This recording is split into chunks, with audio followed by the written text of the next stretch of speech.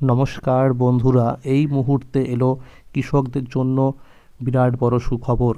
কৃষক বন্ধু প্রকল্পের দ্বিতীয় কিস্তি অর্থাৎ রবি মরশুম টাকার জন্য কিন্তু কৃষকরা অপেক্ষা করেছিল যে কবে থেকে এই টাকা দেওয়া শুরু হবে বা এই টাকা কি এই ডিসেম্বর মাসে দেওয়া হবে। তো বন্ধুরা, সেই বিষয়ে কিন্তু সঠিক আপডেট জানানো হয়েছে আজকের এই গুরুত্বপূর্ণ ভিডিওটির মাধ্যমে। এই ভিডিওটি সম্পূর্ণ দেখলে জানতে পারবেন আপনি আপনার ব্যাংক অ্যাকাউন্টে কৃষক বন্ধু প্রকল্পের রবি মরশুম টাকা কবে থেকে পাবেন। যে সমস্ত কৃষকরা এখনও পর্যন্ত চ্যানেলটিকে সাবস্ক্রাইব করেননি, অবশ্যই মনে করে চ্যানেলটিকে সাবস্ক্রাইব করে নেবেন, কারণ আমার এই চ্যানেলের মাধ্যমে প্রতিনিয়ত কৃষকদের জন্য বিভিন্ন সরকারি প্রকল্প এবং কৃষি বিষয়ক তথ্য সবার আগে জানানো হয়ে থাকে। তাহলে বন্ধুরা, এবার দেখে নেওয়া যাক কী বলা হয়েছে আজকের এই প্রতিবেদনে। কৃষক বন্ধু দ্বিতীয় কিস্তি রবি মরশুম টাকা দেওয়া শুরু 30শে ডিসেম্বর 2025।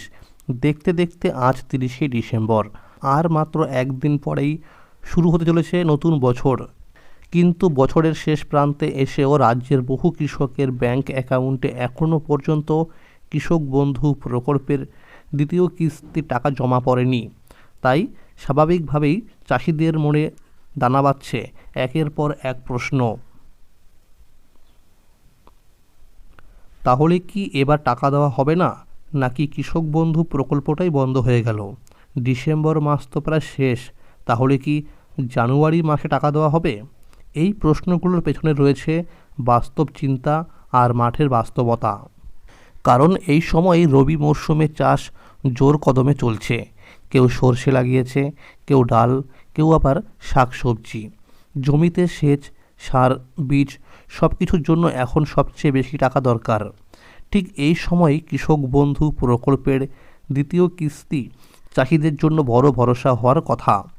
আসলে রাজ্যের চাষিদের পাশে দাঁড়ানোর লক্ষ্য নিয়েই 2019 সালের 1 জানুয়ারি শুরু হয়েছিল কৃষক বন্ধু প্রকল্প। উদ্দেশ্য একটাই, চাষের মরশুমে যেন কৃষকদের হাতে নিশ্চিত কিছু অর্থ থাকে, যাতে আর্থিক অনিশ্চয়তার কারণে চাষাবাদে কোনো বাধা না আসে। পরে 2021 সালের 17 জুন এই প্রকল্পকে আরও গুছিয়ে নতুন কাঠামোয় চালু করা হয়, যার নাম দেওয়া হয় কৃষক বন্ধু নতুন প্রকল্প। এই নতুন ব্যবস্থায় কৃষকদের জমির পরিমাণ অনুযায়ী আর্থিক সহায়তা দেওয়া হয়।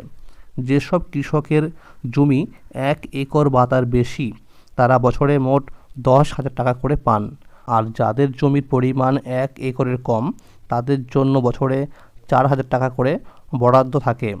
এই পুরো টাকাটা একেবারে দেওয়া হয় না, বছরে 2 দফায় সরাসরি কৃষকের ব্যাংক অ্যাকাউন্টে পাঠানো হয়। নিয়ম অনুযায়ী প্রথম কিস্তির টাকা সাধারণত এপ্রিল থেকে সেপ্টেম্বরের মধ্যে দেওয়া হয়, আর দ্বিতীয় কিস্তির টাকা দেওয়ার সময়সীমা অক্টোবর মাস থেকে পরের বছরের মার্চ মাস পর্যন্ত। এই সময়ের মধ্যে, অর্থাৎ ডিসেম্বর মাস শেষ হলেও এখনও সরকারি নিয়মে দ্বিতীয় কিস্তির সময়সীমা শেষ হয়নি।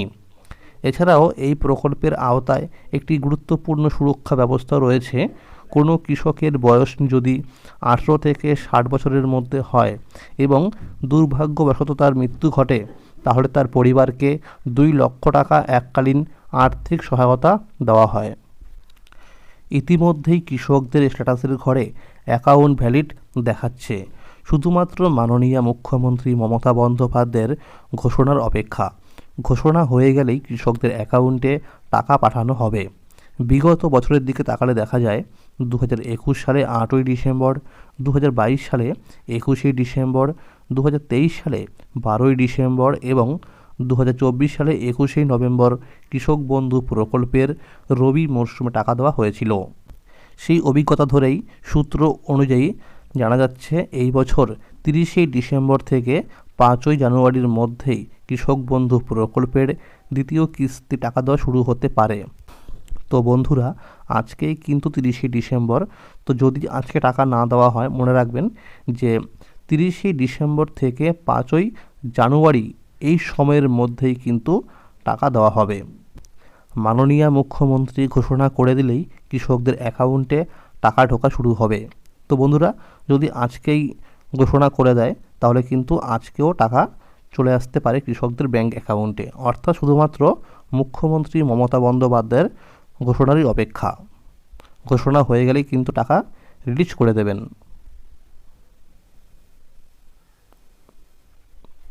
কৃষি দপ্তরের কয়েকজন আধিকারিকের কাছ থেকে জানা গেছে এইবার টাকা দিতে একটু দেরি হওয়ার মূল কারণ হলো অনেক কৃষকের কৃষক বন্ধু প্রকল্পের সঙ্গে আধার লিঙ্ক করা নেই। যাদের স্ট্যাটাসের ঘরে আধার নম্বর দেখা যাচ্ছে না তাদের কৃষি অফিসে গিয়ে আধার লিঙ্কের কাজ করাতে হচ্ছে। এখনও বহু কৃষকের আধার লিঙ্কিংয়ের কাজ বাকি রয়েছে, সেই কাজ শেষ করতে সময় লাগছে। তো বন্ধুরা, আপনারা কিভাবে বুঝবেন যে আপনার কৃষক বন্ধু প্রকল্পের সঙ্গে আধার লিঙ্ক করা নেই? এই জন্য কিন্তু আপনাকে কৃষক বন্ধু প্রকল্পের যে অফিসিয়াল ওয়েবসাইট রয়েছে সেখানে গিয়ে কিন্তু স্ট্যাটাস চেক করবেন।